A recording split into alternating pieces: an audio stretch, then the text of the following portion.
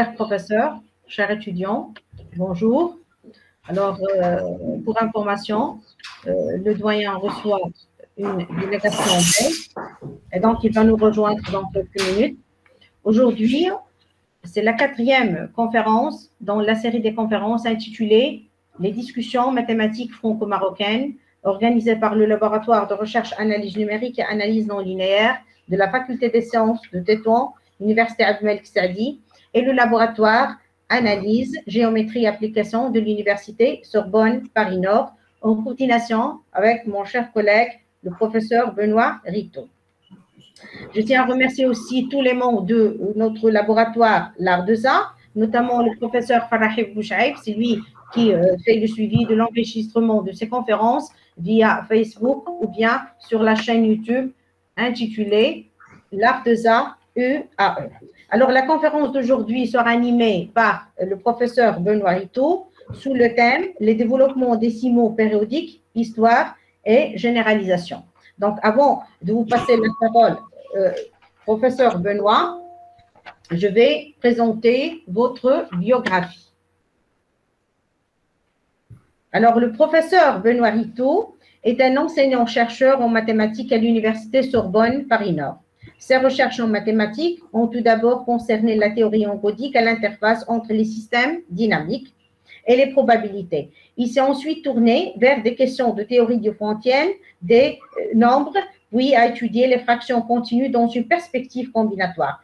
Avec ses collaborations, il a obtenu un ensemble de résultats nouveaux sur les suites de Fibonacci aléatoires, en rassemblant les techniques issues des systèmes dynamiques, de la combinatoire et de la théorie des nombres. Plus récemment, il s'est intéressé à des objets combinatoires disposant de structures algébriques particulières, les mots circulaires, et on a dégagé un ensemble de propriétés nouvelles qui ouvrent des perspectives de recherche. Depuis plus de 20 ans, il enseigne les mathématiques à des étudiants de tout niveau et de toute filière scientifique, notamment pour former de futurs professeurs, de futurs chercheurs et de futurs ingénieurs. Il s'intéresse également aux questions d'enseignement au travers de publications spécialisées en didactique des mathématiques. En plus de ses recherches et de son enseignement, le professeur Benoît Rito est actif dans le domaine de la vulgarisation mathématique. Il est l'auteur de plusieurs ouvrages, articles et vidéos de vulgarisation. Ces productions s'adressent à tous les publics, jeunes enfants, adolescents, étudiants, désirant d'élargir les perspectives de ce qui leur est enseigné, mais aussi adultes et retraités qui apprécient de redécouvrir les mathématiques avec un regard nouveau. Plusieurs de ces ouvrages ont été traduits en plusieurs langues et 2 d'entre eux ont obtenu de prix en Italie. Enfin, Benoît Rito s'intéresse également à l'histoire des idées mathématiques et leur impact dans nos sociétés. Voilà une biographie qui est très, très résumée de notre conférencier Benoît Rito. Maintenant, je lui passe la parole pour nous présenter son exposé. Merci Benoît Rito, merci tous les professeurs et doctorants avec nous. Bien, bonjour à tous. Je suis ravi de vous retrouver pour cette nouvelle édition des discussions mathématiques franco-marocaines. Je remercie le professeur Arif Bouzelmat d'avoir initié ces discussions. Heureux qu'on les fasse ensemble et qu'on les organise ensemble et qu'on essaie de leur donner de l'ampleur. Et je suis aussi heureux, en tant que conférencier du jour, d'essayer de les faire vivre moi aussi. Alors, je vais aujourd'hui parler d'un sujet donc, qui est celui des développements décimaux périodiques, qui m'intéresse depuis quelques années à différents titres, parce que c'est typiquement le genre de sujet qu'on peut aborder selon plusieurs axes. Donc, il y a un axe historique, c'est celui par lequel je commencerai, de comprendre qui et comment et pourquoi on s'est intéressé à ce type d'objet mathématique. Il y a un enjeu pédagogique, parce qu'il y a le lien entre les décimaux la périodicité du développement décimal et les fractions, c'est un lien qui est important. Comprendre comment on écrit, ce que signifie un nombre décimal ou un nombre qui a une infinité de chiffres après la virgule, c'est un enjeu pédagogique important. On verra, j'en donnerai 1 ou 2 exemples.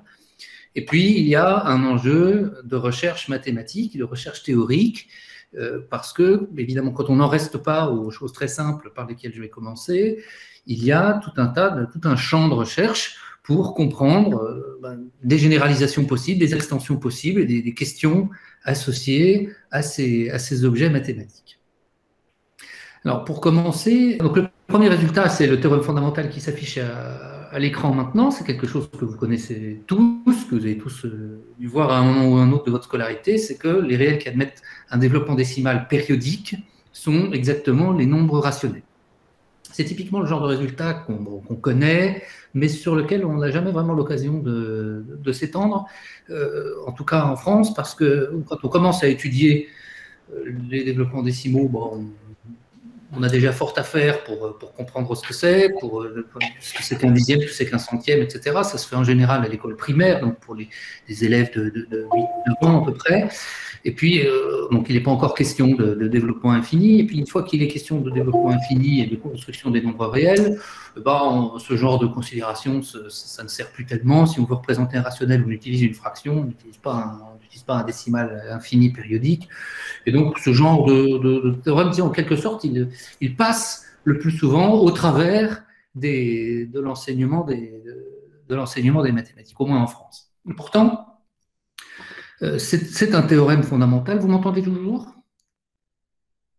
Oui, on entend très bien. Pardon. C'est un théorème fondamental. Alors pour commencer, je vais en donner une démonstration, même si ce n'est pas très difficile. C'est une démonstration qui est importante moins pour elle-même que pour toutes ces conséquences qui est là et toutes les généralisations qu'on peut y apporter. Donc comme il s'agit d'une caractérisation, on a deux sens à démontrer. D'abord que si un nombre rationnel a un développement périodique, et ensuite qu'un développement décimal est périodique. Enfin, si un réel a un développement décimal périodique, alors ce réel est rationnel. Alors pour faire rationnel implique périodique, le mieux qu'on puisse faire, c'est encore de le faire sur un exemple. Et puis ça a toujours été fait comme ça. Et le premier qui démontre ça, c'est John Wallis. J'aurai l'occasion d'y revenir. Il fait exactement comme ça, c'est-à-dire qu'il traite un exemple. Donc, qu'est-ce qui se passe quand on traite un exemple? Alors là, j'ai pris 22 septièmes, par exemple, parce que c'est le rapport d'Archimède. Donc, quand on a besoin d'un nombre rationnel, on peut prendre le rapport d'Archimède. Donc, je prends le nombre rationnel dont l'écriture fractionnaire est 22 septièmes, et je vais calculer son développement périodique en faisant la division, comme on a l'habitude de le faire, avec la potence. Donc, 22 divisé par 7, ça fait 3, il reste 1. J'ajoute un 0 et je mets une virgule. 10 divisé par 7, ça fait 1, il reste 3. J'abaisse un 0, ça fait 30, et je continue de cette façon, donc 4 fois 7, 28, donc il reste 2, et ainsi de suite, et au bout d'un moment, puisque je passe mon temps à abaisser des zéros, et que le reste est toujours compris le reste est toujours un entier plus petit que le diviseur, en l'occurrence 7, eh bien, vient forcément un moment où je retombe sur un reste que j'ai déjà vu, en l'occurrence c'est le 10, ici, et puisque je suis tombé je tombe à nouveau sur un nombre que j'ai déjà vu, et bien la suite va se répéter, j'entre dans une boucle, et donc le 1, 4, 2, 8, 5, 7 que j'ai vu une fois, je vais le revoir une deuxième fois, et ainsi de suite, à l'infini. Ça marche très bien, et bon, évidemment, on peut écrire la démonstration complète si on veut, mais ce ne serait pas plus convaincant que simplement de l'écrire de cette façon-là, en prenant... Ça fonctionnerait évidemment pour n'importe quel couple d'entiers. En passant, une petite remarque d'ordre historique. Implicitement, ce résultat fait référence au principe des tiroirs. C'est-à-dire qu'on utilise le fait qu'on va avoir une suite de restes infinis, même si le reste est égal à 0, on peut considérer qu'on continue à l'infini la division, et il y a un nombre, donc on va avoir une suite infinie de nombres qu'on va écrire en diagonale descendante, là, 10, 20, 30, 20, 60, 40, 50, etc., qui ne prennent des valeurs que dans un nombre fini de nombres entiers, puisque c'est tous les entiers multiples de 10, compris entre 0 et 7, enfin c'est strictement plus petit que 7, donc forcément viendra un moment où on reverra une deuxième fois un nombre qu'on a déjà vu. Ça, c'est le principe des tiroirs, qu'on attribue en général à Dirichlet, à la fin du 19e siècle, donc qui est le premier à l'avoir énoncé à peu près à peu près explicitement, mais dont l'utilisation, donc, en réalité, est beaucoup plus ancienne. On peut trouver des utilisations au début du XVIIe siècle, même si cette démonstration-là, elle est plutôt de la fin du XVIIe siècle et elle date de Wallis. Donc ça nous montre qu'un rationnel est forcément, enfin, le développement décimal d'un nombre rationnel est nécessairement périodique. Inversement, un développement décimal périodique est toujours un nombre, enfin, correspond toujours à un nombre rationnel. Là aussi, on peut le voir sur un exemple explicite. Donc, j'ai pris un exemple simple de 0,452, 452, 452 à l'infini. Eh bien, il n'est pas difficile de vérifier que ça, c'est, je prends le motif 452 et je le divise par le nombre de 9 qu'il faut, c'est-à-dire le nombre de 9 qui correspond à la longueur du motif. Là, 452 a 3 chiffres, donc je vais diviser par 999, par 999, et 452 sur 999, ça fait la valeur de gauche. Évidemment, on peut être périodique à partir d'un certain rang, il faut adapter un petit peu cette égalité-là pour la faire fonctionner pour n'importe quel nombre périodique, ultimement périodique, mais bon, une fois qu'on a compris le principe, le reste, c'est des petits éléments techniques qui ne sont pas difficiles et sur lesquels je passe. Vous saurez tous aller plus loin. Donc cette démonstration-là, elle a une histoire, comme tout ce qui va suivre, et j'ai déjà évoqué le premier protagoniste de cette histoire, qui est John Wallis. Donc, Wallis, grand mathématicien anglais de la fin du XVIIe siècle, une sorte de concurrent, pas vraiment de concurrent, mais disons c'est un contemporain de Newton, et un petit peu moins connu que Newton, mais qui est un des grands mathématiciens de son temps, et il évoque ce résultat-là, le théorème fondamental, dans un traité d'algèbre de 1685, où il donne un certain nombre de résultats annexes. Par exemple, il remarque que la longueur de la période, c'est un diviseur du diviseur, c'est-à-dire un diviseur du diviseur moins 1. Là, quand j'ai divisé 22 par 7, la taille de la période, 1, 4, 2, 8, 5, 7, 1, 4, 2, 8, 5, 7, 1, 4, 2, 8, 5, 7, c'est 6. 6, c'est 7 moins 1. Et ça pourrait être 3, ça pourrait être 2, ça pourrait être 1. Il faudrait que ce soit un diviseur de 7 moins 1, dans tous les cas. En l'occurrence, pour 7, c'est toujours, la période est toujours 6, mais d'une façon générale, c'est un diviseur du diviseur moins 1. Et donc, il évoque ce genre de choses de façon un peu informelle, en expliquant que personne avant lui n'avait jamais eu l'idée de parler de ce genre de choses. On est quand même assez tard, parce que les nombres décimaux et leur usage dans la comptabilité, c'est quand même quelque chose qui a une histoire assez ancienne. Donc on sait, pour aller vite, on sait que ce sont les Indiens qui ont inventé le principe général, et qu'ensuite ça a été importé dans la sphère arabo-islamique au IXe siècle, notamment par Al-Khwarizmi et d'autres. Et donc, c'est quand même une histoire qui date du Moyen-Âge. Et ça s'est importé en Europe un peu plus tard, il faut quelques siècles avant que ça se mette en place, mais enfin, quand même, à la fin du XVIIe siècle, c'est quand même une histoire assez ancienne, et pourtant, il n'y a que Wallis qui se pose la question du développement périodique des nombres rationnels. Donc, il dit lui-même, je suis le premier à en parler. Alors, en réalité, ce n'est pas tout à fait le premier, et il y a un auteur arabe du XIIe siècle, donc Al-Samawal, dont je vous ai écrit le nom complet ici, au moins en alphabet latin. Je n'ai pas retrouvé l'écriture arabe de son nom. Donc c'est assez sympathique que ce soit Al-Samawal qui ait en fait eu le premier l'idée. Donc on trouve dans un de ces traités le propos suivant. Donc il s'intéresse à la fraction 4/11e. Et il l'écrit sous la forme 0,2149 5 27 16 2149 5 27 16, etc. Alors, il utilise la numération sexagésimale, donc à base 60. Nous, on utilise la base 10, mais le principe est le même, et il remarque que ces chiffres se répètent indéfiniment. Donc, il est probablement, Al-Samawal, bien avant John Wallis, avait remarqué que quand on divise un entier par un autre, le développement est périodique. Et Al-Samawal, ce qu'il a de sympathique, alors il n'est pas marocain. J'aurais bien aimé, ça aurait été amusant pour nous qu'il soit marocain. Son père était marocain, son père était de Fès. Mais lui-même, il est né à Bagdad. Il a vécu à Bagdad et ensuite il est allé travailler en Perse, donc, qui était un des autres grands centres scientifiques de cette époque. Donc, comme souvent pour des mathématiciens de cette époque-là, donc le travail d'Al-Samawal n'était pas connu de Wallis, pas connu des Européens. Il a fait beaucoup d'autres choses. C'est un bon mathématicien. Il est peut-être, en tout cas, on peut le défendre. Donc, c'est un algébriste. Il est peut-être le tout premier à avoir eu une notion moderne de ce que c'est qu'un polynôme. C'est pour dire que c'est quelqu'un qui a une œuvre mathématique importante, mais cette époque-là a été un petit peu perdue, à la fois des travaux de arabo-islamiques, mais aussi certains travaux médiévaux médiévaux européens ont été un peu perdus pour différentes raisons. Donc Wallis, en quelque sorte, reprend le flambeau, reprend les choses à zéro, les prolonge, il donne quand même des choses nouvelles, effectivement des théorèmes qui n'avaient pas été, semble-t-il, énoncés avant. Et après lui, on a deux branches qui prolongent ces idées initiales. Donc la première branche, c'est la tradition mathématique. Donc Wallis est un mathématicien, ses pairs sont des mathématiciens, et bien, il y a des mathématiciens qui vont prolonger ses résultats. Par exemple, vous avez Johann Lambert, donc, qui est allemand, et donc, lui, ce qu'il fait d'intéressant, c'est qu'il essaye de démontrer que pi est irrationnel. C'est lui qui l'a démontré, donc on est au XVIIIe siècle. C'est le premier à avoir donné une démonstration que pi était irrationnel. Il le fait avec les fractions continues.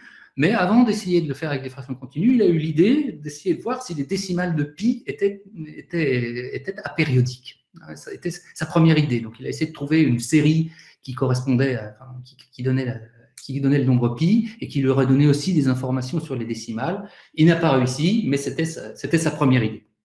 Ensuite, il y a Euler, bien sûr. La plupart de ce genre de choses passent nécessairement par Euler. Donc lui, Euler, il fait tous les résultats sur les séries, essentiellement le lien entre les développements décimaux et les séries, et donc la périodicité avec les rationnels, il l'interprète en termes de séries entières.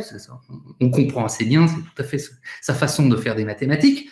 Et le dernier, en quelque sorte, celui qui termine l'histoire, au moins une partie de cette histoire classique, c'est Gauss, au début du XIXe siècle, dans ses fameuses discussions mathématiques, où il y a tout un chapitre où il traite de ces questions-là et où essentiellement il démontre qu'elles se ramènent au petit théorème de Fermat. Et quand on a compris le petit théorème de Fermat, on a compris toute l'histoire et on a fait le tour essentiellement de ce qu'on peut dire autour de ces questions.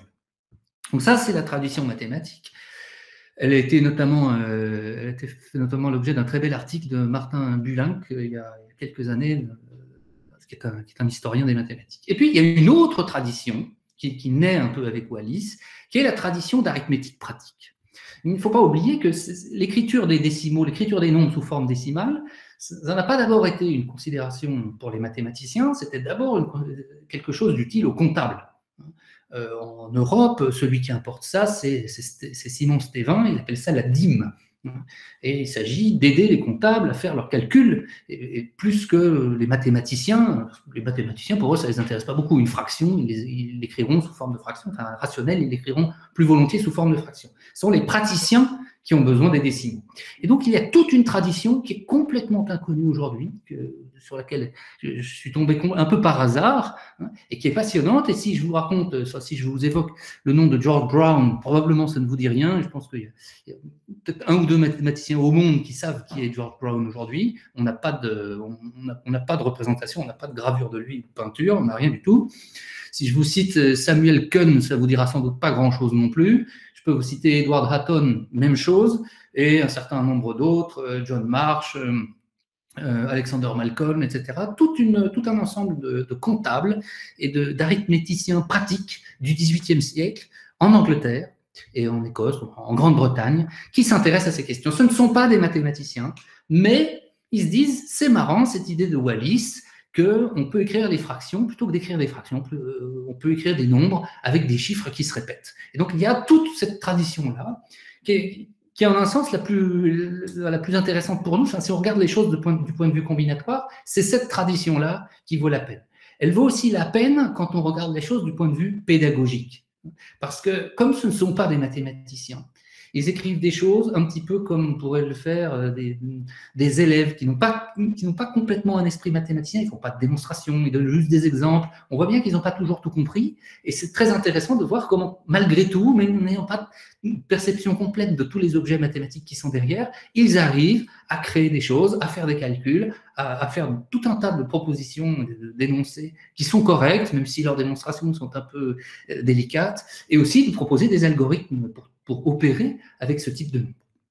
Donc, une illustration de l'importance pédagogique de ça et de cette tradition-là, c'est la fameuse égalité 0,99999 jusqu'à l'infini est égal à 1. Ça, c'est un des grands sujets où les gens qui ne sont pas habitués aux mathématiques débattent des heures, volontiers pendant des heures. Est-ce que c'est vrai? Est-ce que ça tend vers 1? Est-ce que c'est vraiment égal à 1? Est-ce qu'il n'y a pas une petite différence entre les nombres?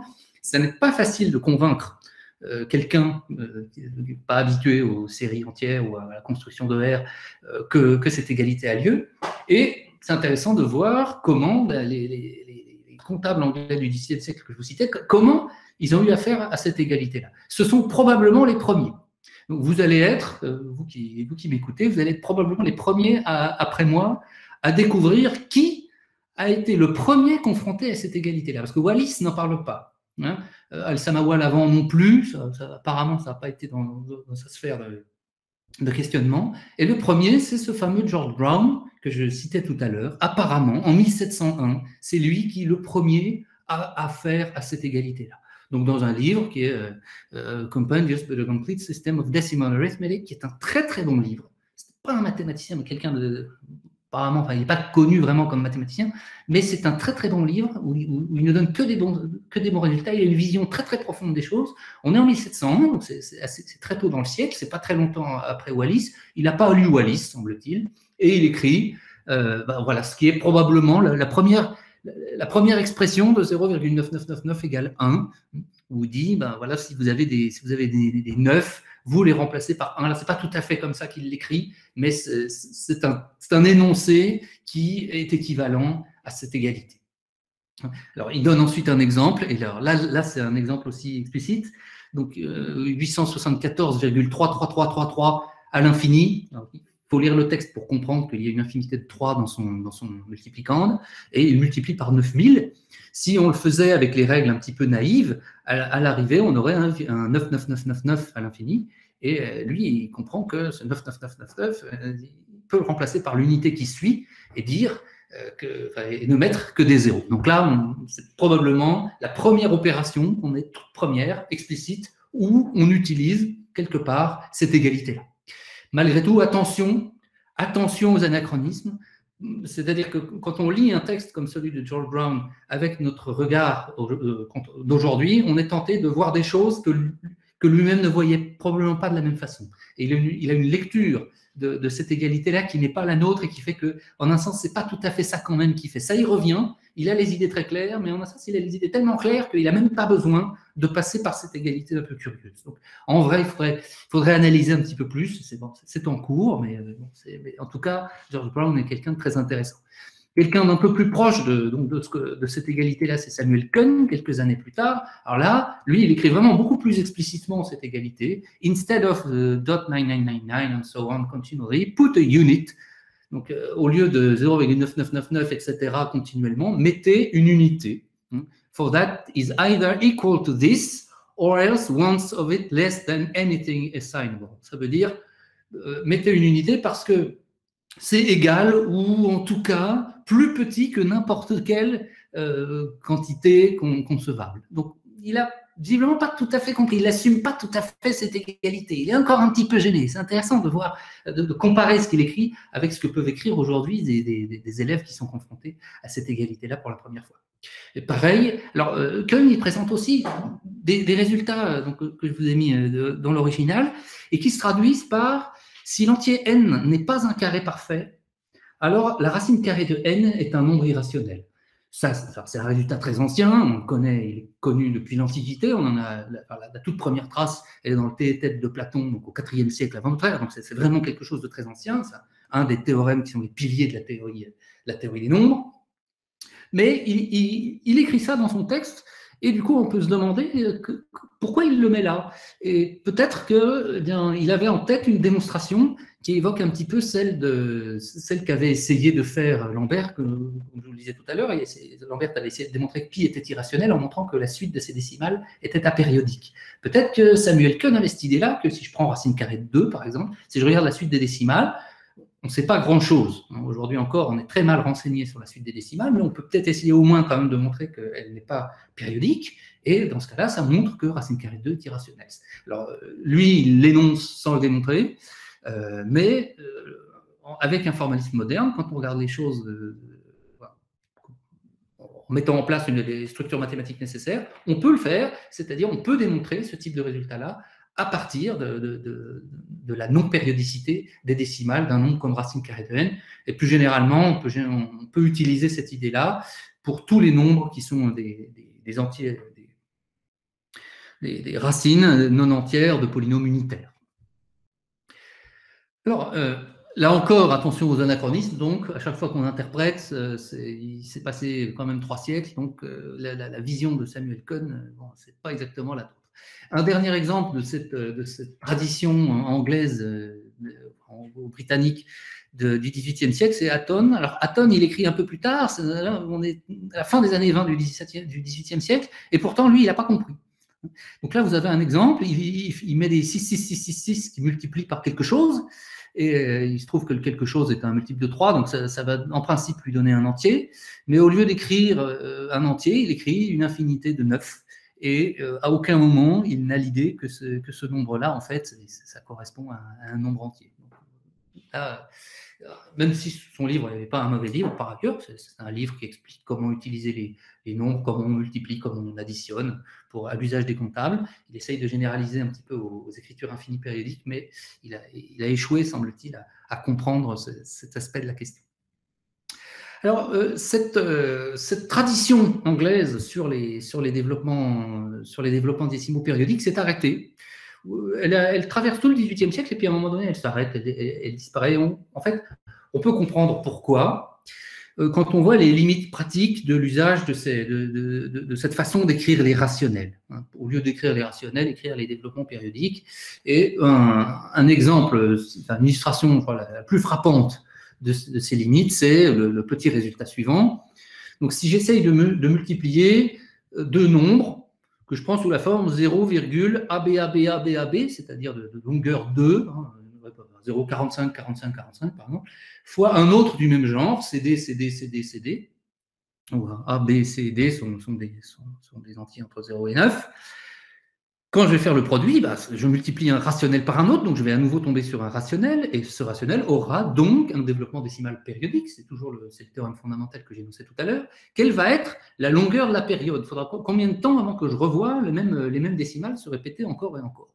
Alors, je ne sais pas si vous avez une intuition de la chose. Moi, si on me l'avait dit avant, j'aurais eu du mal à deviner. Mais la taille de la période de ce produit-là, en général, c'est 198. C'est très, très long avant que ça revienne. Et donc, on voit bien qu'en pratique, on n'y arrivera pas. Parce que des nombres qui sont de période 2, ça va venir assez vite, ça va venir assez facilement. C'est dès qu'on a affaire à des centièmes, un nombre divisé par 99 fois un autre nombre divisé par 99, c'est des nombres relativement courants. Vous voyez, dès que vous allez faire le produit, vous allez vous retrouver avec quelque chose que vous ne saurez pas gérer en pratique. Alors, comment on démontre ce théorème? Ce n'est pas bien compliqué. On peut évidemment le généraliser, mais c'est un petit exercice assez amusant sur les critères de divisibilité, donc on peut le faire rapidement. Donc, comme on l'a dit tout à l'heure avec la démonstration du théorème fondamental, donc 0,ABABABAB, etc., c'est AB sur 99.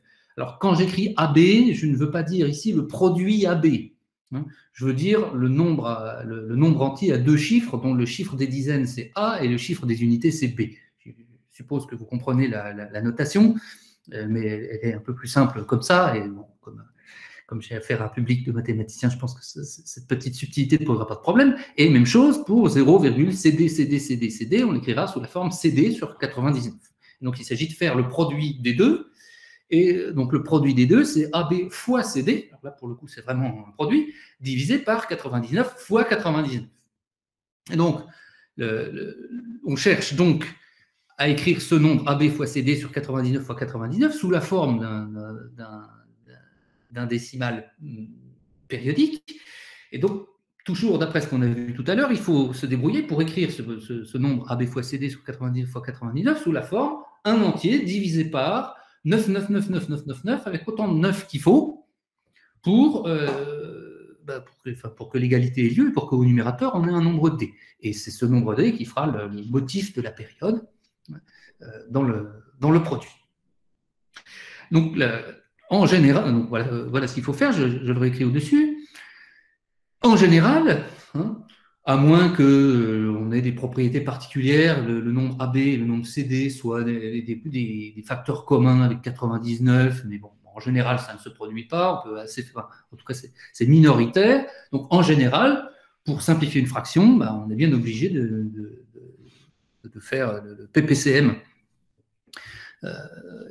Faire un PPCM, donc on va chercher le plus petit L, tel que le dénominateur 99 fois 99 soit un diviseur de 99999 avec L fois le chiffre 9. Donc en général, c'est ce petit L-là qu'il va falloir trouver. Donc, allons-y, cherchons-le. Alors, 99 fois 99, on va l'écrire sous la forme 9 fois 9 fois 11 fois 11, de façon immédiate. Et donc, on va chercher comment, à quelles conditions sur L, le nombre 9999 avec L fois le chiffre 9 se divise 2 fois par 9 et 2 fois par 11. Alors, d'abord, on va le diviser première fois par 9, ça, c'est pas très compliqué, et ça ne pose aucune condition sur L. 99999 divisé par 9, ça fait 1, 1, 1, 1, 1, avec L fois le chiffre 1. Donc ça va, ça pose pas de problème, quel que soit L, ça marche.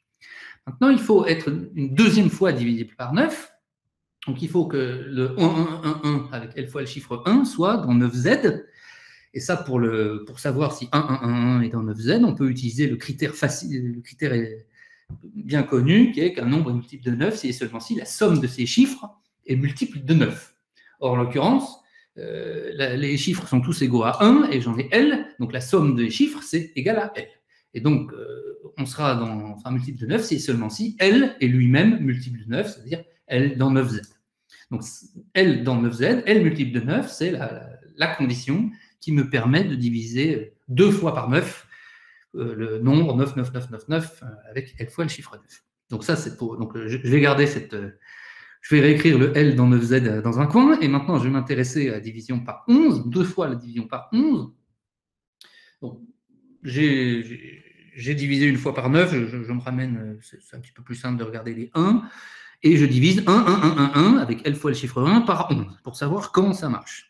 Ce n'est pas très difficile de faire explicitement la division, vous pouvez l'écrire, et ça fait 0,1, 0,1, 0,1, 0,1, c'est tout à fait trivial, et le nombre total de chiffres qu'on a en commençant par 0, c'est à nouveau L. Ça ne va marcher que si L est pair. Là aussi, c'est très simple, il faut qu'on ait une répétition de 0,1, 0,1, 0,1, donc à l'arrivée, il faut qu'on ait une longueur paire, donc elle doit être paire. Et à cette seule condition, on pourra diviser le nombre 1, 1, 1, 1 par 11. Et il faut qu'on arrive à le diviser une deuxième fois par 11.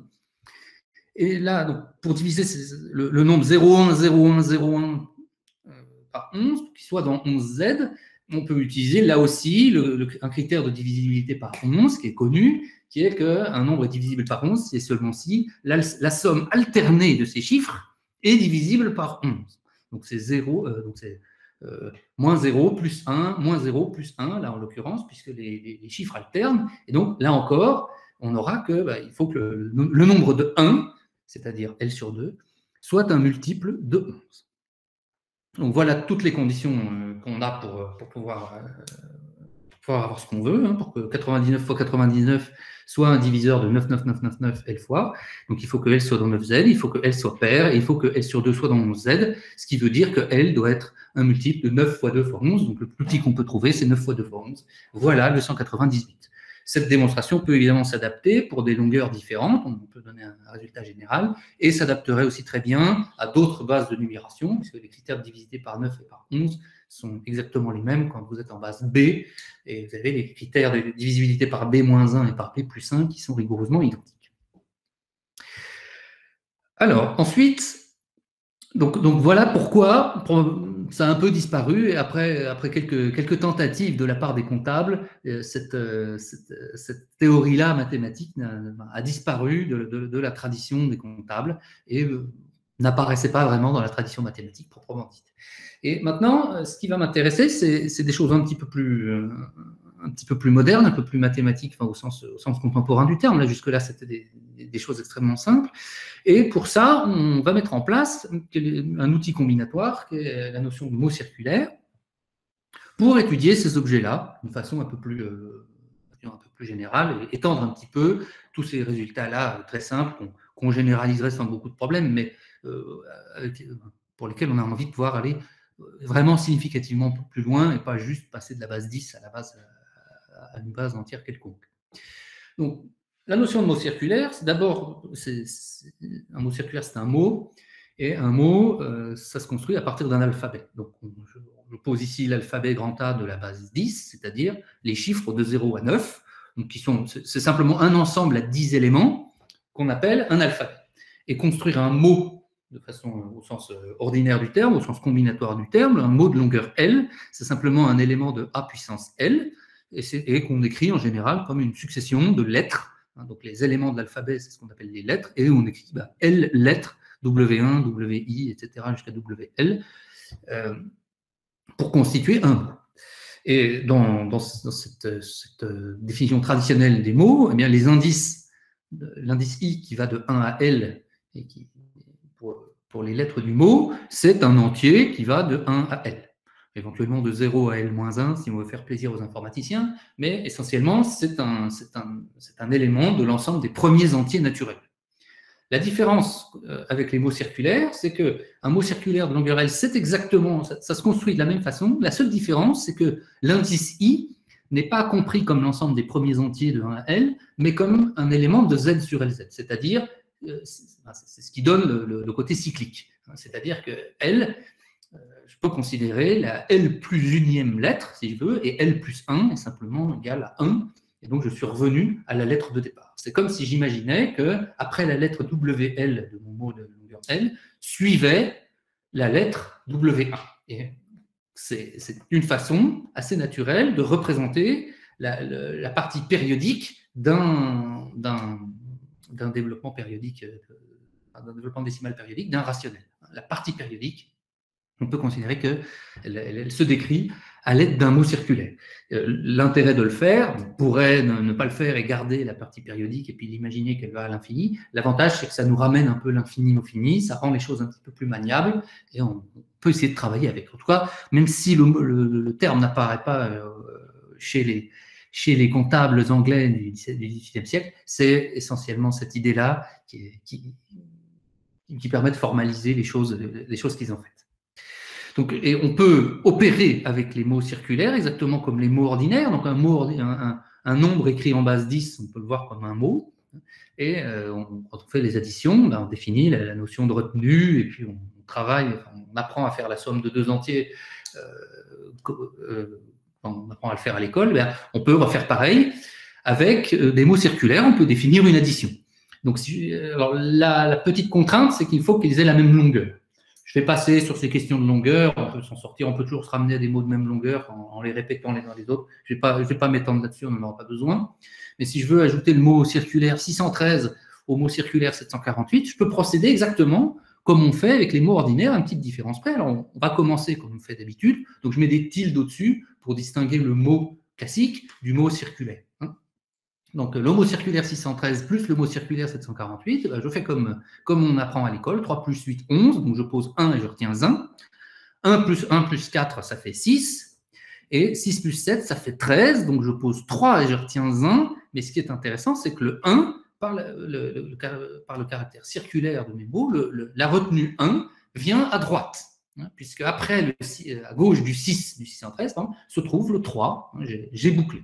Et donc, j'ai une retenue qui doit me changer le 1 que j'avais écrit au début en un 2. Et cette fois, l'opération est terminée. Donc, on a mot circulaire 613 plus mot circulaire 748 égale mot circulaire 362. On se persuade sans beaucoup de difficulté que tout va bien, que tout est cohérent, qu'on n'aura pas de soucis. Et donc, on a, la longueur étant fixée, on a un ensemble muni d'une loi de composition interne qui est une addition.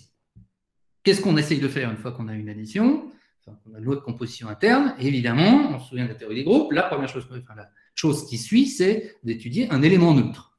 Et là, on a une surprise assez inattendue, c'est qu'on en a deux. pour les mots circulaires. On a deux éléments neutres. Donc, on a bien sûr 0, 0, 0. Hein. Évidemment, si je fais 6, 1, 3 plus 0, 0, 0, ça fera 6, 1, 3. Et évidemment, je peux remplacer 6, 1, 3 par ce que je veux. Mais on en a un deuxième. Hein. On a aussi 9, 9, 9. Si vous faites 613 plus 999 au sens circulaire, eh ben on fait 3 plus 9, 12, je pose 2 et je retiens 1. 1 plus 9, ça fait 1, je retiens 1. 1 plus 6 plus 9, ça fait 16. Je pose 6 et je retiens 1 à nouveau qui va à droite et qui me remplace le 2 en bas, le 2 des unités en 1, 3. Et vous voyez que 6, 1, 3 plus 9, 9, 9, ça a bien fait 6, 1, 3 et on retrouverait bien évidemment la même chose pour n'importe quel autre mot circulaire. Et donc, eh bien, tout comme deux ballons sur un terrain de foot, c'est un de trop. Deux éléments neutres, c'est un de trop. Il ne peut pas y en avoir deux. C'est un théorème classique de la théorie. Donc, il y en a un qui est vrai et l'autre qui n'est pas vrai. Lequel est le bon? Comment savoir lequel est vraiment le bon? Eh bien, on les prend les deux candidats, on en fait la somme et on regarde qui gagne. Donc, si je fais 0, 0, 0 plus 9, 9, 9, vous voyez que ça fait 9, 9, 9. Et donc, le bon, c'est 0, 0, 0. Le vrai élément neutre, c'est 0, 0, 0, parce que là, on voit bien que c'est en prenant 0, 0, 0 comme élément neutre que cette relation-là témoigne bien que 0, 0, 0 est un élément neutre. 9, 9, 9 ne fonctionne pas. Non. Si c'était 9, 9, 9, ça aurait fait 0, 0, 0 à droite. Donc, c'est 0, 0, 0 le bon, mais pourtant, on préférerait 9, 9, 9. Pourquoi? Parce que qu'est-ce qu'on fait quand à nouveau, quand on est en théorie des groupes, là on est en train de faire de théorie des groupes, on définit une addition, on définit un élément neutre, et l'axiome suivant, c'est existence d'un opposé. On construit des opposés. Et si on veut une structure de groupe, on a besoin que 9, 9, 9 soit notre élément neutre. Parce que si c'est 9, 9, 9 l'élément neutre, c'est très simple de trouver l'opposé de 6, 1, 3. Il suffit de remplacer chaque chiffre par son complément à 9. Donc je remplace 6 par 3, 1 par 8, 3 par 6. Si je fais la somme des deux, 6, 1, 3 plus 3, 8, 6, ça fait 9, 9, 9. Si 9, 9, 9, c'est mon élément neutre, c'est bon. Alors que s'il faut que ce soit 0, 0 qui soit l'élément neutre, ça ne va pas fonctionner parce que 6, 1, 3, par exemple, n'aura pas d'opposé. Il n'y a pas moyen. Si vous prenez un mot circulaire ainsi défini, vous pouvez le sommer avec n'importe quoi, ça ne fera jamais 0, 0, 0 à l'arrivée. Donc, il n'y a pas moyen. Donc, il faut vraiment…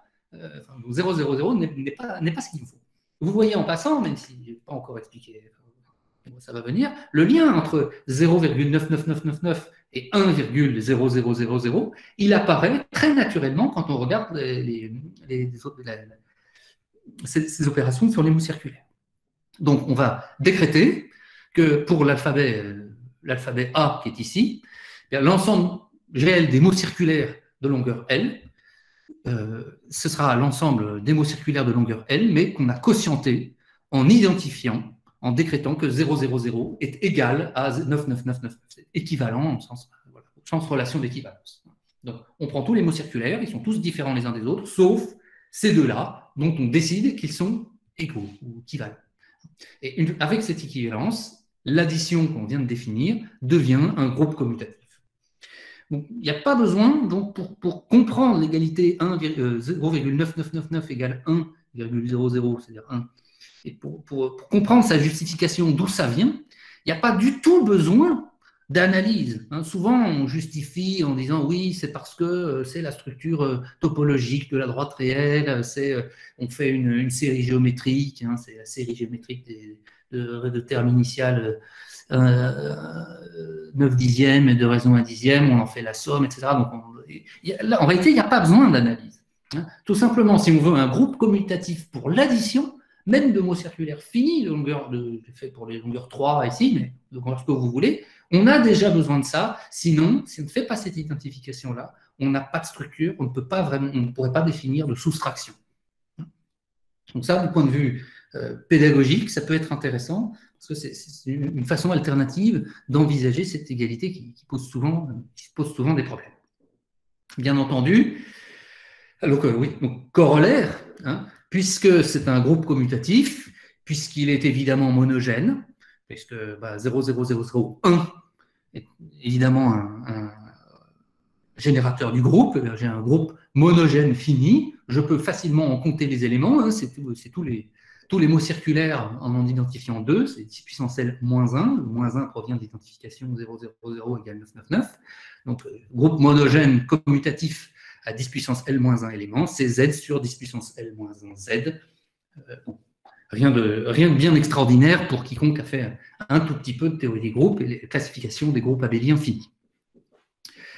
Donc, bien entendu, encore, là, je l'ai énoncé pour la base 10, mais on pourrait le faire dans n'importe quelle base entière de numération. Vous prenez n'importe quel B plus grand que 2, et si vous posez bêta égale B-1, eh bien, vous avez évidemment le même énoncé, le même théorème, le même corollaire. Et donc, voilà ce qu'on peut faire avec... Donc, voilà une structure classique et une façon un petit peu générale, un petit peu formalisée pour comprendre ce que pouvaient faire les comptables anglais au XVIIIe siècle. Alors, on va essayer maintenant d'aller un peu plus loin en regardant les choses dans ce qu'on peut appeler la base nombre d'or. Parce que dans le résultat précédent, que je remets un instant, finalement, on a terminé le travail pour tous les systèmes de numération à base ordinaire, à base entière. Donc, si on veut aller plus loin, on va considérer d'autres façons d'écrire les nombres. Pour écrire les nombres, pourquoi... Alors, avant d'expliquer les bases nombres d'or, peut-être, quand on écrit les nombres dans un système de numération, je sais pas, que ce soit à base 10, à base 15 ou à base 2, ce qu'on fait fondamentalement, c'est qu'on choisit donc un entier, qui est la base, et on considère toutes ses puissances positives et toutes ses puissances négatives. Ce qui nous fait une échelle de nombres. Donc, si je prends 10, c'est 10, 100 000, 10 000, et puis un dixième, un centième, etc. Et donc, on a une suite bien finie, donc qui va vers plus l'infini et vers 0. Et pour écrire un nombre dans ce système-là, eh bien, j'utilise l'algorithme glouton. S'il faut que j'écrive x, un nombre x, je prends la plus grande puissance de 10 inférieure ou égale à x, je la retranche à x, et puis je recommence, éventuellement jusqu'à l'infini. Et le codage naturel qui s'en déduit, c'est j'écris à la n-ième place le nombre de fois que j'ai pris 10 puissance n dans mon algorithme glouton pour écrire x. C'est comme ça qu'on peut présenter la numération décimale, et plus généralement la numération à base entière, à base 3, à base 15, mais plus généralement encore à base n'importe quoi. Si vous prenez n'importe quel réel, pas nécessairement un entier, simplement plus grand que 1, et que vous faites la même chose, ça fonctionne aussi de la même façon. On n'est pas obligé de prendre une base entière.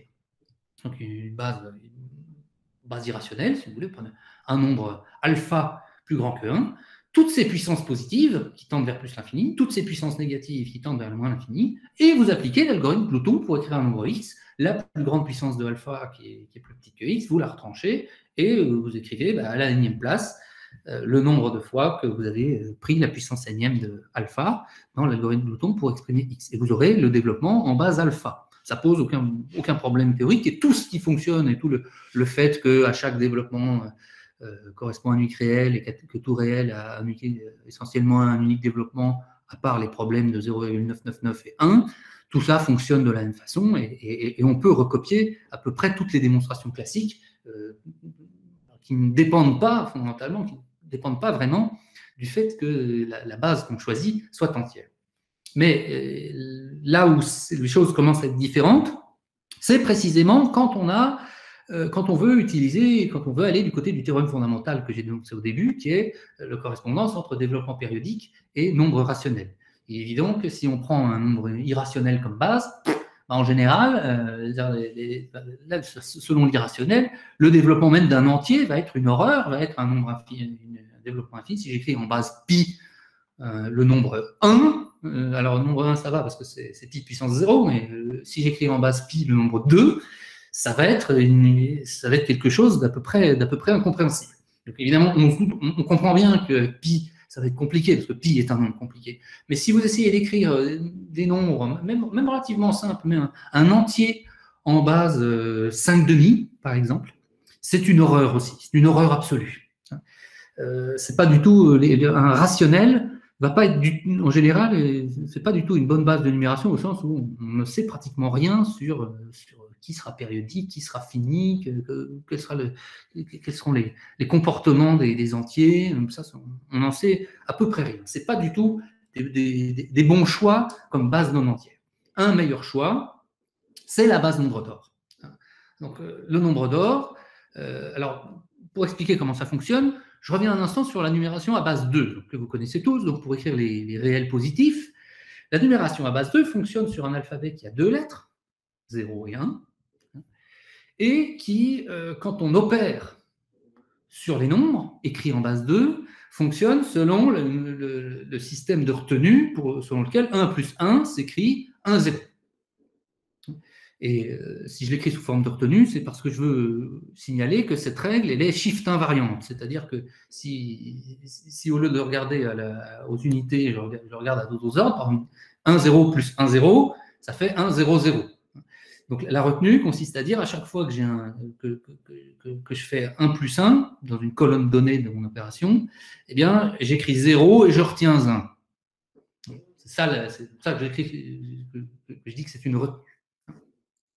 Donc ça, c'est le fonctionnement de la numération à base 2. Maintenant, je vais utiliser une numération à base nombre d'or. Donc que je note phi, donc la racine positive de x carré moins x moins 1, donc c'est 1 plus racine de 5 sur 2, c'est à peu près 1,618. On ne va pas tellement avoir besoin de son expression algébrique. Il suffit de savoir que c'est la racine positive de x carré moins x moins 1, ça nous suffit. Donc, je peux considérer le système de numération à base phi, donc avec les puissances de phi qui remplacent les puissances de 2 ou les puissances de 10, et écrire les nombres comme ça. Et il se trouve que quand on veut donner un exemple de base un peu gérable et qui ne soit pas de base entière, c'est celle-là qu'on donne parce que les choses se passent très bien. C'est le meilleur, c'est l'exemple qui ressemble le plus à une base entière. Le nombre d'or, pour ça, est extrêmement pratique, extrêmement... les choses vont bien se passer. Un peu bizarrement, parce que ce n'est pas le nombre le plus simple qu'on puisse imaginer. On imaginerait volontiers, je ne sais pas, que 3,5 serait une bonne base de numération, mais alors que 3,5 n'est pas du tout une bonne base de numération, phi en est une bonne au sens une qu'on sait étudier, sur laquelle on sait dire des choses et sur laquelle les phénomènes rappellent quand même assez ceux des numérations à base entière. Donc, comment va se passer la numération à base phi dans R+? On aura comme en base 2 un alphabet à 2 lettres, donc que des 0 et que des 1, mais la retenue va fonctionner de façon différente. Cette fois, la retenue, c'est 1, 0 plus 1 qui fait 1, 0, 0. Autrement dit, c'est quand j'ai deux 1 qui se suivent, je les enlève et je mets un 0 à côté. Et ça, et évidemment, je vais demander aussi la shift invariance. Tout ce que je veux, c'est que dès que j'ai deux 1 de suite, je les enlève, je mets des 0 à la place et je retiens un 1. Donc, ce n'est pas quand c'est sur la même colonne que j'ai une retenue, c'est quand j'ai deux 1 sur deux colonnes côte à côte. Voilà comment ça fonctionne. Alors, évidemment, cette retenue-là, on voit assez bien, et c'est là que c'est intéressant de voir phi, non pas comme un plus racine de 5 sur 2, mais plutôt comme la racine positive de x carré moins x moins 1 égale 0. C'est que 10, enfin, ce que j'écris 10 entre guillemets 1, 0, ça correspond à phi puissance 1, et le 1, c'est phi puissance 0, et phi puissance 1 plus phi puissance 0, c'est phi plus 1. Par définition, ça fait phi au carré, puisque phi carré moins phi moins 1 égale 0, et phi carré, ça s'écrit 1, 0, 0. Et en multipliant cette relation par phi, vous avez 1, 0, 0 plus 1, 0 égale 1, 0, 0, 0, 100 plus 10 égale 1000, entre guillemets, donc la shift invariante dirait simplement phi carré plus phi égale phi au cube, et ainsi de suite. Et vous avez aussi écrit 1 plus 0,1 égale 10, entre guillemets bien sûr, ce n'est pas vraiment la valeur 10, c'est la valeur 1 fois phi plus 0 fois pi puissance 0, et 1 plus 0,1 égale 10, ça correspond à phi plus phi puissance moins 1 égale phi. Pardon, phi puissance 0 plus phi puissance moins 1 égale phi, et ainsi de suite. D'accord? Donc, voilà comment fonctionne fondamentalement la retenue. Alors, qu'est-ce qui se passe quand on a deux, si on veut faire la somme et qu'on a deux 1, comment on ferait 1 plus 1 1 plus 1, ça pose problème, parce que 1 plus 1, on ne peut pas écrire 2, on doit rester dans l'alphabet 0,1. Donc, si on fait 1 plus 1, on écrit le deuxième 1 sous la forme 0,11. C'est égal, parce que 1, c'est phi puissance moins 1 plus phi puissance moins 2. Et donc, ça fait 1,11. Mais je ne le laisse pas sous cette forme-là, parce que j'ai des retenues, j'ai des 1 qui se suivent. Et cette fois, je vais prendre le 1 de la place les deux 1 qui sont autour de la virgule, et je vais les remplacer par un 1, encore un cran à gauche, et le dernier 1 qui était à droite, je le laisse tel quel. D'accord, donc je fais opérer cette retenue. Et là, du coup, je n'ai plus de retenue, j'ai plus rien à faire. Et donc, j'ai une expression qui correspond à la bonne façon d'écrire en base phi le nombre 2. Plus généralement, la numération à base phi, elle a pour caractéristique de rassembler toutes les suites de 0 et de 1, ça c'est comme la base 2, mais avec une restriction qui est qu'on n'a jamais 2 1 dessus. Chaque fois qu'on a 2 1 de suite, on les enlève et on en met un à gauche, et on se débrouille comme ça en travaillant pour supprimer systématiquement toutes les paires de 1 qui sont les unes à côté des autres. Donc si je veux écrire les premiers entiers positifs dans cette base nombre d'or, on vient déjà de voir que 2 s'écrivait 1, 0,01. Ça, c'était parce qu'on a fait 1 plus 1. 1 plus 1, ça fait 2. Si je veux écrire 3, 3 c'est 2 plus 1. Donc 2, je sais déjà comment l'écrire. C'est 10,01. À nouveau, ce n'est pas 10, nous comprenons. Hein. Donc 10,01 plus 1. Donc ça ferait, si je fais ça brutalement sans faire attention, ça fait 11,01. Et le 11 pose problème parce qu'il y a 2 1 qui suivent. Donc j'utilise la retenue pour dire que 11, ça s'écrit en fait 100.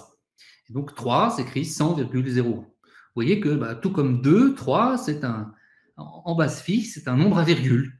Et contrairement à ce qui se passe dans les bases entières, quand on écrit les entiers en base phi, les entiers en base phi s'écrivent avec des chiffres après la virgule. Alors si je veux faire 4, 4 va être un peu plus simple. Donc 4, c'est 3 plus 1. Donc 3, on sait que c'est 100,01. Si j'ajoute 1, il n'y a pas de problème. Je n'ai pas de retenue, je n'ai pas de 1 qui suit. Donc 4 s'écrit directement en ajoutant 1 à 3. Pour 5, donc 5, c'est 4 plus 1. Donc c'est 101,01 plus 1. Donc ça ferait 102,01. Évidemment, je n'ai pas le droit d'utiliser 2. Et donc, je vais donc reporter, je vais faire la même chose que ce que j'avais fait tout à l'heure avec le nombre 2 qui m'avait permis de l'écrire sous la forme 10,01. Donc, le truc, la retenue qui correspond à 2, si on veut, c'est je mets un 0 à la place du 2, et à la place, donc je mets un 1 juste à gauche, donc ça, ce serait le 1 de la place de la dizaine, si vous voulez, et je mets aussi un 1 2 crans vers la droite. D'accord ? C'est ça en fait qu'on avait obtenu. Pour tuer un 2, si vous voulez, je mets un 0 à la place et j'ajoute un cran vers la gauche et j'ajoute 2 crans vers la droite. C'est ma façon de gérer, c'est la façon de gérer la retenue 2, enfin la valeur 2 dans la numération nombre d'or. Alors là, j'ai pu le faire, le 1 qui est à gauche, que je mets à gauche du 2, c'est bon. Bon, il va y avoir 2 1 qui se suivent, c'est un problème, mais j'ai à nouveau un 2 qui apparaît, puisque le 1 que j'ai déplacé, que j'ai mis 2 crans à droite du 2, me met un 2, parce que j'avais déjà un 1 à cette place-là, donc il va falloir travailler encore un peu plus. Donc le 2, j'ai commis une petite erreur, là, je crois. Oui, il y a une petite erreur, pardon. Donc j'ai oublié, juste après la virgule, c'est pas un 0, c'est un 1. Voilà, autant pour moi. Juste après la virgule, c'est un 1. Pour tuer le 2, j'ai mis un 1 juste avant la virgule et un 1 2 crans vers la droite, donc c'est celui qui est tout à droite. Et il ne me reste qu'à gérer les 2 1 qui suivent, ce que je gère en ajoutant, en disant 1 1 0, c'est 1 0 0 0. Et ainsi de suite. Alors là, du coup, l'erreur que j'ai commise en écrivant 5 va se diffuser pour les nombres suivants. Désolé, donc les nombres suivants sont inexacts. Si j'ai donné les détails ici, c'était surtout pour vous expliquer le principe et pour vous montrer que, plus généralement, on montrerait que n'importe quel entier, effectivement, va s'écrire avec un certain nombre de chiffres après la virgule, mais qu'en revanche, ça s'arrête. Ce serait l'équivalent des nombres de nombres décimaux, c'est-à-dire un nombre fini de chiffres après la virgule, ainsi qu'avant, bien entendu. Donc voilà pour expliquer un petit peu comment on peut évoluer, comment on peut nager, disons, au milieu de cette nouvelle façon d'écrire les nombres. Alors, l'équivalent du théorème fondamental que j'ai énoncé tout au début, c'est le théorème suivant, c'est qu'en base phi, donc les réels dont le développement est périodique sont les éléments de l'extension quadratique de racine de 5. Alors, j'ai dit le développement ou un développement, parce qu'on aurait évidemment le même problème qu'avec 0,99999 égale 1. On l'aurait aussi en base phi.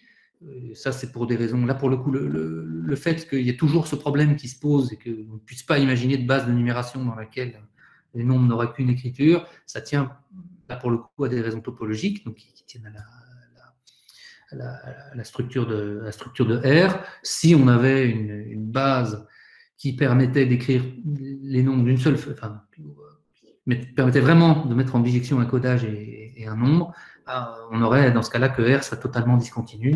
La structure topologique d'un ensemble, enfin, de codage par une suite d'entiers, c'est un ensemble totalement discontinu, ce que n'est pas R. Donc nécessairement, il y a au moins une identification à faire. On peut se débrouiller pour n'en faire qu'une avec des systèmes très particuliers de numération, mais bon, toujours est-il qu'il n'y a pas moyen de complètement éviter le problème. Donc quand je dis le développement, c'est un développement pour certains d'entre eux. Et à part ça, ceux qui sont périodiques, ce sont pas les finis ou périodiques, ce sont pas les décimaux comme dans le cas de la base 10, mais ce sont les éléments du corps engendrés par racine de 5. Ce qui n'est pas très étonnant, parce que phi, lui-même, c'est 1 plus racine de 5 sur 2. Donc, racine de 5 apparaît assez naturellement, et on peut écrire racine de 5 de façon finie. C'est pas très difficile d'écrire le développement de racine de 5 en base phi, il est fini lui aussi.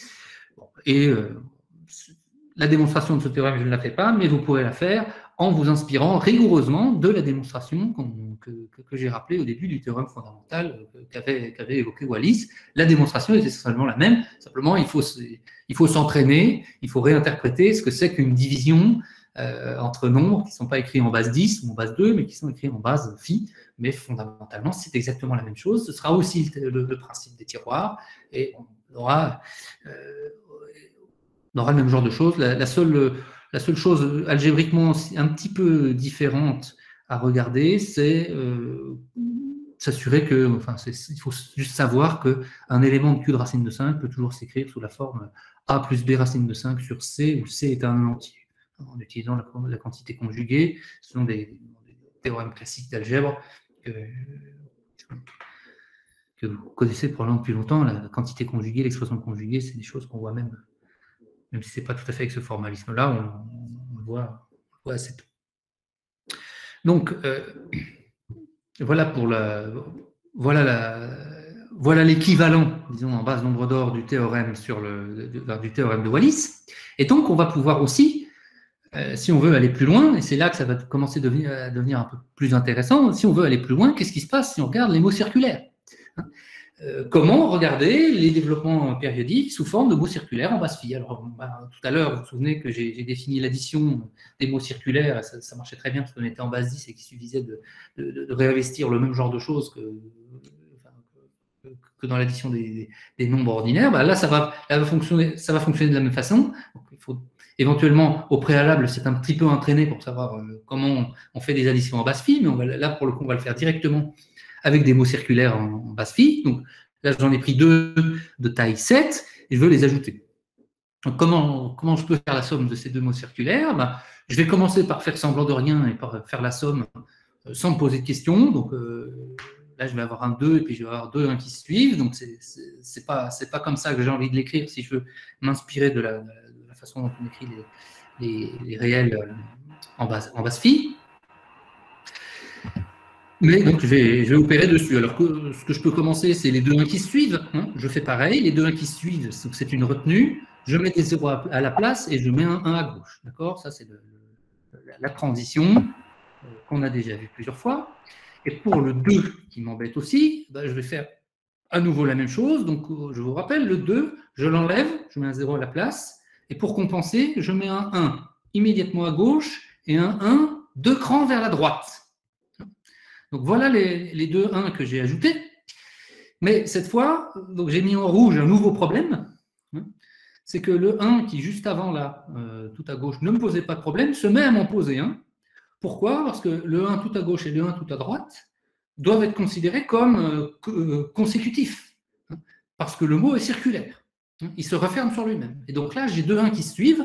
Et donc je dois à nouveau utiliser une retenue. Le 1 tout à gauche plus le 1 tout à droite, ça me fait un cran vers la gauche, et donc ça va me mettre le 1 à l'avant-dernier rang, comme ici. D'accord. Une fois que j'ai fait cette opération, là, j'ai un mot qui est correct à la fin, j'ai un résultat qui s'écrit sous une forme correcte, c'est-à-dire que des 0 et des 1, et jamais deux 1 qui se suivent. Donc, j'ai terminé mon addition. D'accord. On pourrait évidemment travailler la chose pour étudier le fait que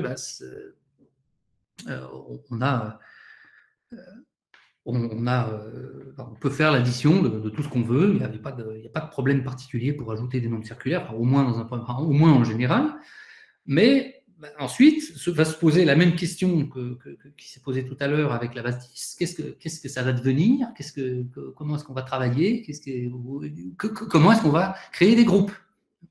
Alors pour les groupes, alors une petite seconde.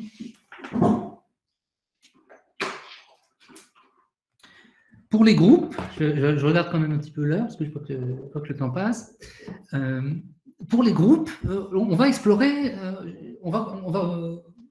pour comprendre ce qui se passe, parce que là, il se passe des choses un petit peu différentes, on va commencer par explorer G5. Donc G5 en basse phi, c'est-à-dire les mots circulaires de taille 5 en basse phi. Donc on écrit, le premier élément c'est 0, 0, 0, 0, là ça va, et puis je vais me donner un élément petit g qui est simplement 0, 0, 0, 0, 1, le plus simple que je puisse imaginer. Et puis je vais l'ajouter à lui-même, je vais faire des sommes pour voir un petit peu ce qui se passe. Donc là, j'ai ma lampe torche et je regarde ce qui se passe quand j'ajoute g à lui-même. Donc 2g, ça me donne ça me fait g plus g, je fais la somme, il faut que je travaille un petit peu, ça me fait finalement 0, 1, 0, 1, 0. 3g, alors pareil, je vais devoir travailler exactement comme j'ai présenté tout à l'heure, ça me fait 1, 0, 0, 0, 0. 4g, ça va. 5G, 6G. Qu'est-ce qui va se passer à un moment donné? Il va bien falloir qu'il se passe quelque chose, mais pour l'instant, je n'ai pas de problème, je continue. 7G, 8G, 9G, 10G, 11G. Et alors, 11G, là, je me retrouve avec un 2. Donc je fais la même chose que d'habitude. Quand j'ai un 2, je l'enlève, je mets un cran vers la gauche et un 2 cran vers la droite. Alors, le 1, 2 crans vers la droite, de façon cyclique, ici, ça me le met sur le 1 qui était déjà là. Donc, j'ai à nouveau un 2. Si je recommence, pareil, le 2, il se déplace, il se redéplace. Quoi que je fasse, il ne s'en va pas. Il ne veut pas s'en aller. Donc là, à 11G, j'ai un problème. Je n'arrive plus à obtenir une écriture qui soit adaptée à ce que je demande. Donc, il va falloir, là, à 11G, c'est là qu'il se passe quelque chose. Il va falloir regarder les choses autrement. Donc, si je reprends, par exemple, à 2, 0, 1, 0, 0, eh bien, je vais remplacer le 2 qui me pose problème en lui enlevant 1 et en mettant 2, 1 immédiatement à sa droite. Ça, c'est la relation, entre guillemets, 100 égale 10 plus 1, ou 100 égale 11. Donc, le 2, c'est le 2 que j'ai, je lui laisse une valeur 1, et puis l'autre 1, je le remplace par 2 1 qui sont à droite. Donc, ça me met un premier 1 à droite du 2. Donc, le 2 devient un 0, et je vais mettre 2 1 à droite de ce 2 qui est devenu 1. Donc, ça me fait un 1 à la place du 0. Et le 1 qui était au milieu, à la troisième place, il devient un 2. Donc, ça me remet un 2, donc je ne suis pas content. Et je refais la même chose, c'est-à-dire que j'enlève à ce 2 une unité, et je mets 2 autres 1 à droite. Et ça me fait la valeur 1, 1, 1, 1, 1. C'est là qu'on peut se souvenir de ce qui se passait en base 10, on se souvient, enfin, en base 2. En base 10, c'était 9, 9, 9, 9, 9. Là, on est plutôt en base avec des lettres qui s'arrêtent à 1. Donc, on peut se dire, là, en fait, ce qui se passe, c'est qu'on est tombé sur une écriture 1, 1, 1, 1, 1. Et effectivement, c'est le cas. 1, 1, 1, 1, 1. Si je l'envisage comme ça, si je lui ajoute G, par exemple, donc 0, 0, 0, 1, si vous travaillez un petit peu ce qui se passe, vous tombez sur 0, 0, 0, 0, 1. C'est-à-dire que 1, 1, 1, 1, 1 est un élément neutre. Exactement comme le 9, 9, 9, 9, 9 de tout à l'heure était un élément neutre. Donc, voilà, en un sens, la fin de l'exploration de G5, c'est que, une fois arrivé à 11G, on est tombé sur l'élément neutre. Donc là, on a engendré un sous-groupe à partir de petit g, sous-groupe de G5, et finalement, avec un petit travail complémentaire que vous pourrez chercher, on obtient ce petit théorème que voici. G5, c'est Z sur 11Z. Qu'il est monogène, le petit g que j'avais défini engendre le G5 tout entier, il a 11 éléments, il est commutatif, il n'a même pas besoin de commutatif d'ailleurs, puisque c'est un 11 est premier, donc G5 c'est Z sur 11Z. Alors là, pour le coup, on devinait pas trop le 11, là, c'est pas évident de voir d'où vient le 11. Autant dans les théorèmes classiques en base entière, on voit bien, hein, c'est Z sur 9Z, Z sur 99Z, ou sur 999Z, hein, plus généralement 10 puissance L moins 1. Là, c'est pas phi puissance quelque chose moins 1. Hein, il faut bien que ce soit un entier. Donc, il y a quelque chose à comprendre. Mais on a une petite structure. Et puis, évidemment, on va pas s'en tenir à G5, il y a tous les autres. Est-ce qu'ils auront la même structure? Alors, je ne vais pas le faire en général, on va regarder G6. Donc, G6, j'ai l'élément nul d'abord, et puis pareil, je vais définir un élément petit g, 0, 0, 0, 0, 0, 1, et puis je vais explorer comme ça en regardant ces itérés. Donc 2G, alors 2G, ça me donne 0, 1, 0, 0, 1, 0. Bon, c'est un petit calcul, vous pouvez le faire très facilement. 3G, pareil, j'ai une nouvelle expression, un nouveau mot circulaire. Et 4G, je tombe sur 0, 1, 0, 1, 0, 1, bon. Et 5G, ah ben là, il faut que je travaille un petit peu, c'est un petit peu plus long, mais je retombe sur G. Là, je n'ai pas de problème. Hein, je n'ai pas eu de problème comme dans le groupe G5. Je n'ai pas de problème, je retombe sur G. Mais, donc, si 5G égale G, ça veut dire, eh ben, ça a tout un tas de conséquences. Hein.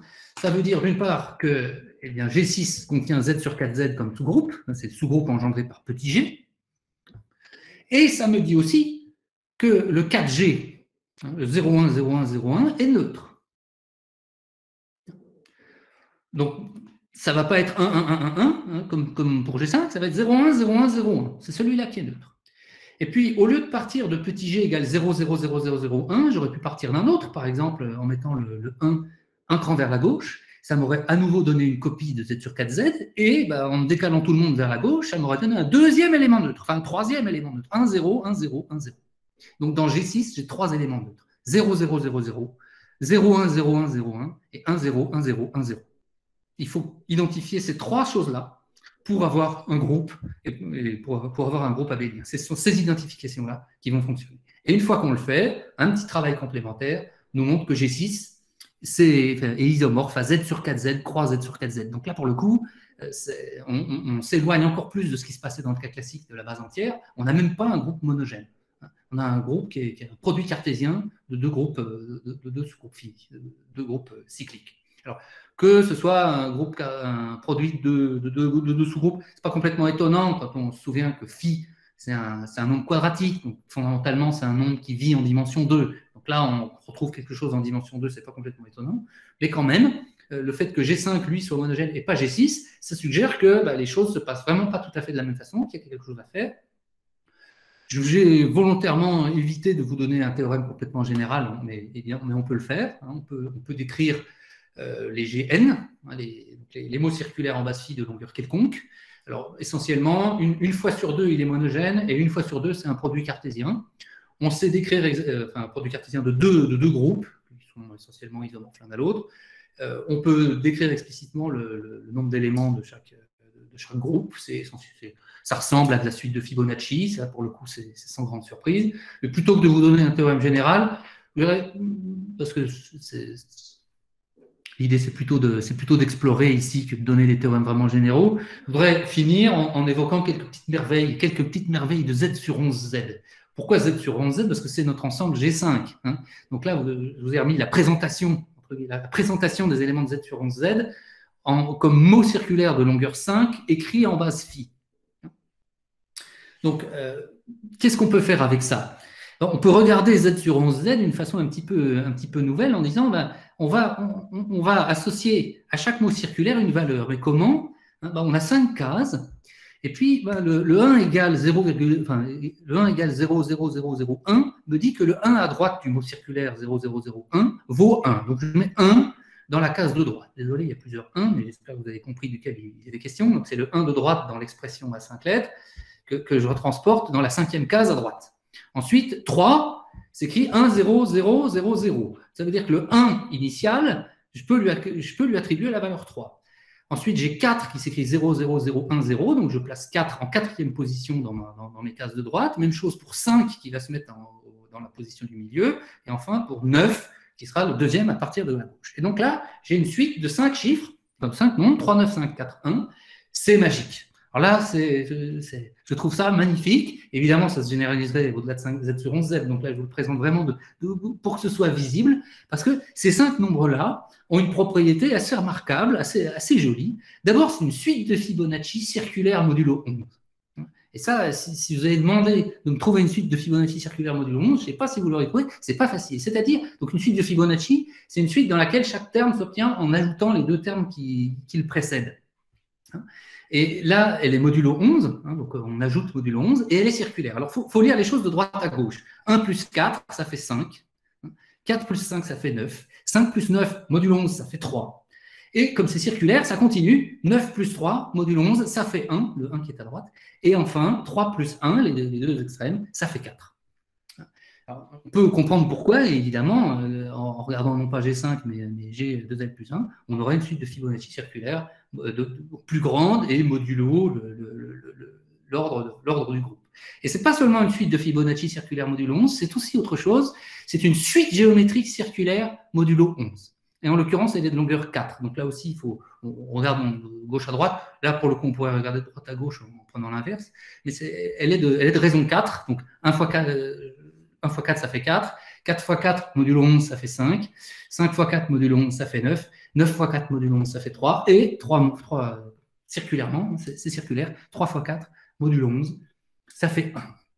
Donc, on a à la fois une suite de Fibonacci et une suite géométrique. Et évidemment, les questions suivantes, les questions sur lesquelles on peut réfléchir, c'est pourquoi la raison c'est 4, d'où sort ce 4, donc on peut essayer de comprendre, pourquoi pas autre chose. En l'occurrence, on peut comprendre pourquoi c'est 4, et évidemment, comment ça se généralise. Si on se place dans Z sur 4Z, croix Z sur 4Z, comment ça va fonctionner? Ça va fonctionner en dimension 2.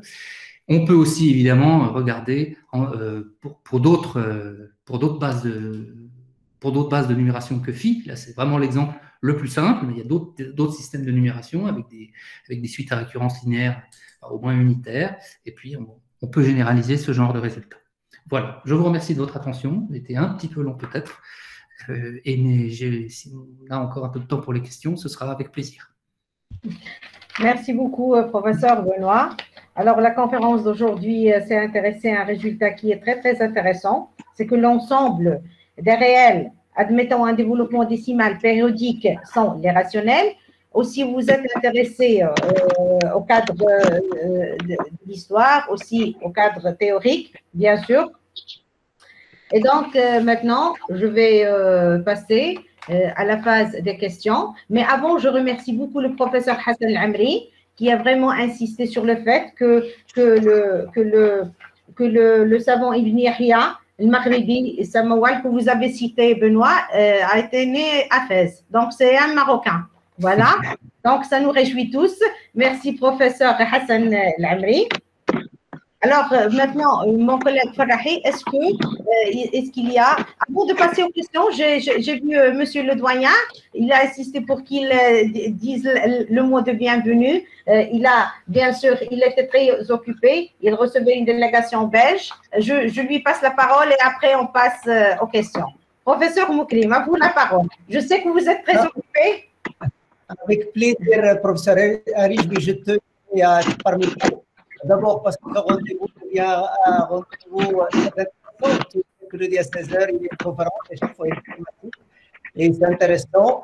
Mais aussi la particularité aujourd'hui, c'est que nous retrouvons une conférence de M. Benoît Rito qui a initié l'année dernière avec le professeur Ali et tous les collègues de la faculté, ils ont commencé cette série de conférences.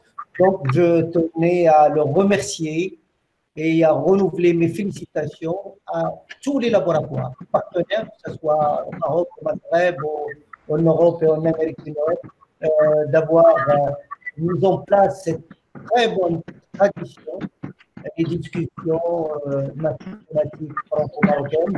Et vous ne pouvez que trouver un appui dans la faculté des sciences de Pékin. Donc, je rends la parole à notre collègue, le professeur Farahi, pour les questions.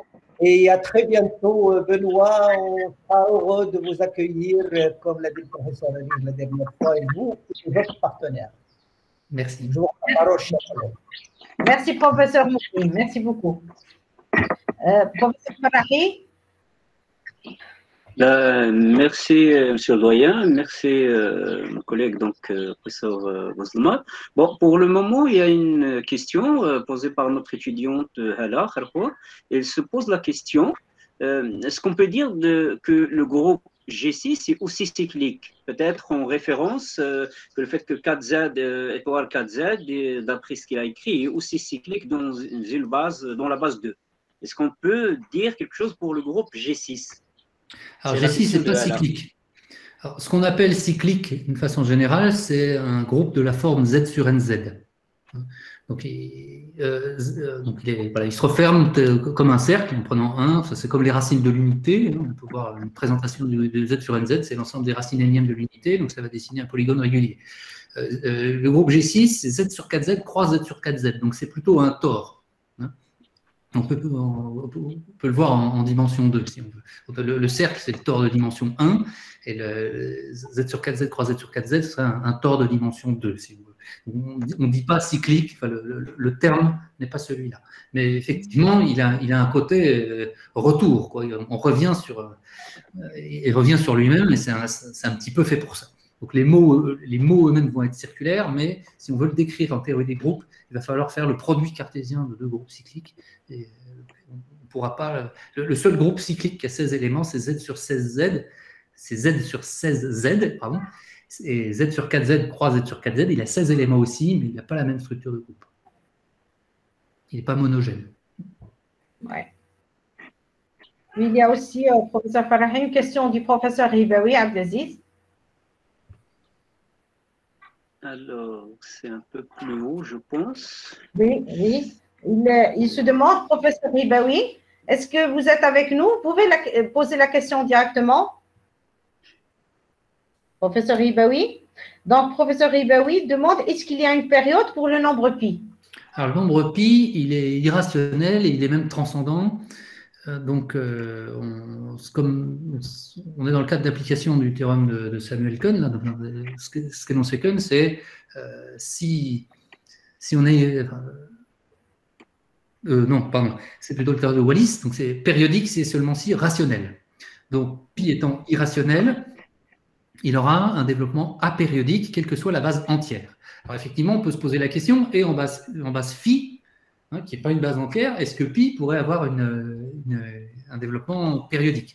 Alors, en l'occurrence, non, parce que c'est le fait que, cette fois, c'est le fait que ceux qui ont un développement périodique en base phi, c'est les éléments d'extension Q de racine de 5, l'extension quadratique de racine de 5.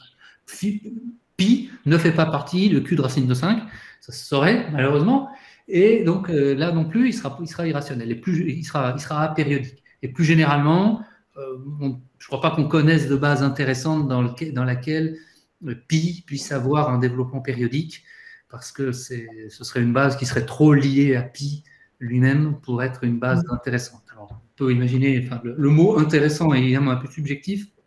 Ce que je veux dire par intéressant ici, c'est disposant de propriétés combinatoires. Et le combinatoire de pi, je crois qu'on ne connaît vraiment pas grand-chose, et c'est un euphémisme. Oui, vraiment. Oui. Alors, moi, j'ai une petite question, en attendant que les questions arrivent, concernant une question assez générale. Le combinatoire, quel est l'intérêt du combinatoire dans les applications scientifiques, Benoît? Alors, ce genre de choses, ce genre d'écriture, ce genre de considération, c'est lié au système de numération, et ça fait référence à des structures de données. Donc, ça peut servir à l'informatique théorique, puisque quand vous écrivez un nombre, la façon dont vous l'écrivez va vous faciliter les choses, ou au contraire vous les compliquer, pour faire des calculs, par exemple. Et pour faire un calcul aussi simple qu'une multiplication, par exemple, qui est un calcul que l'ordinateur fait à peu près tout le temps, on a intérêt à avoir une façon de représenter les nombres qui soit bien adaptée à un algorithme qui est rapide. Les algorithmes et les structures de données sont des choses qui sont très liées. Donc, les mots circulaires, c'est une des structures qu'on peut imaginer. Je ne sais pas si c'est utilisé tel quel dans les ordinateurs, même si on a effectivement le fait que 999 en informatique, quand ça apparaît, ça correspond plus ou moins à quelque chose qui est égal à -1, ou on va décider que ça fait 0, et donc on aura ce genre de problème en arithmétique pratique, en arithmétique des ordinateurs, hein, qui peut surgir. Ouais. Là on est dans le cadre d'un exemple de structure de données. Ouais, ouais, ouais. Alors, D'accord. Oui, professeur Farahia, vous la parole. Oui, nous avons deux questions, professeur Hatim Zad. S'il peut activer son micro et les poser directement pour participer au débat, sinon je vais les présenter. Professeur Zad. Oui, bonjour. Bonjour Hatem. Bonjour, professeur. Bonjour à tous, merci de m'avoir donné la parole. Bravo Benoît pour ce très bel exposé, j'ai appris beaucoup de choses. Et mes questions sont vraiment des questions de naïfs et de novices. Donc la première, c'est depuis quand on s'intéresse historiquement à des systèmes de numération, je veux dire, basés sur autre chose que des entiers. Moi, franchement, c'est la première fois que j'en entends parler. Et la deuxième, tu avais montré une division faite par Assamao al-Ibn Yahya, et en fait, c'était en base 60, d'après ce que tu disais. Et donc, moi, ce qui me chagrine, c'est où est-ce qu'il est allé piquer ces symboles? Est-ce qu'il a utilisé des lettres arabes, grecques, je ne sais pas, pour avoir 60 symboles? Alors, je sais pas. il n'avait pas. Je ne sais pas comment il l'écrivait, oui. Mais en fait, à cette époque-là, on utilisait beaucoup la base 60. J'imagine, oui. Et la base 60 est venue avant la base 10. Oui, elle est antérieure, oui. On l'utilise chez les Babyloniens, déjà. Tout à fait. Le premier système un peu moderne de numération chez les Babyloniens, c'est la base 60. Mais en fait, c'est un mix entre la base 60 et la base 10. Ils n'ont pas 60 signes. En fait, ils ont 2 signes, les clous et les chevrons, et ils les répètent. Et donc, c'est un mix de base 60 et de base 10. D'accord. Alors, je ne sais pas comment Al-Samawal, lui, écrivait les nombres, mais si on utilisait beaucoup la base 60, c'était inspiré des calculs de trigonométrie, où on utilisait systématiquement la base 60. Il y a eu une transition entre la base 60 et la base 10 qui s'est faite au Moyen-Âge. Donc, lui, Al-Samawal, j'imagine qu'il était encore, il utilisait encore la base 60. D'accord. C'est pour ça. Alors, pour ton autre question, les bases de numération non entière, c'est assez récent, pour ce que j'en sais. D'accord. On a la base de Fibonacci, je pense que ça a dû être plus ou moins regardé, plus ou moins découvert par des gens comme Édouard Lucas ou des gens comme ça, j'imagine de loin.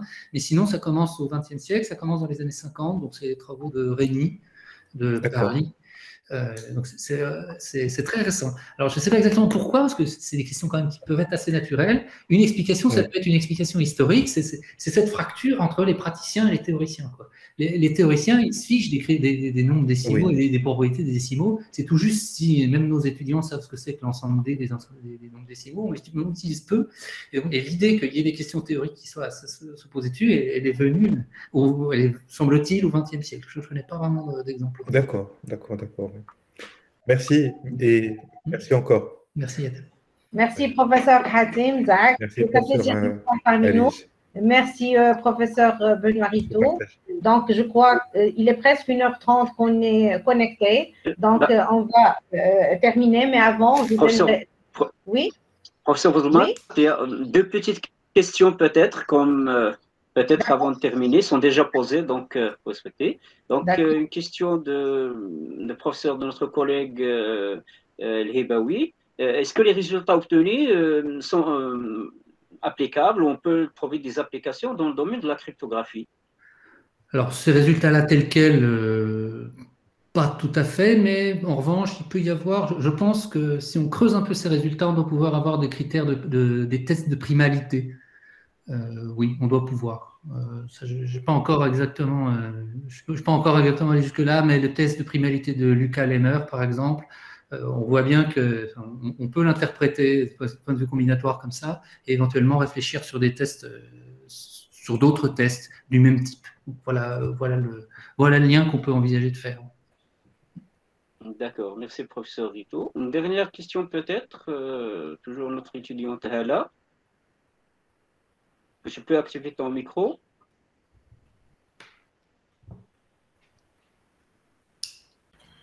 Oui, madame. Bonjour à tous.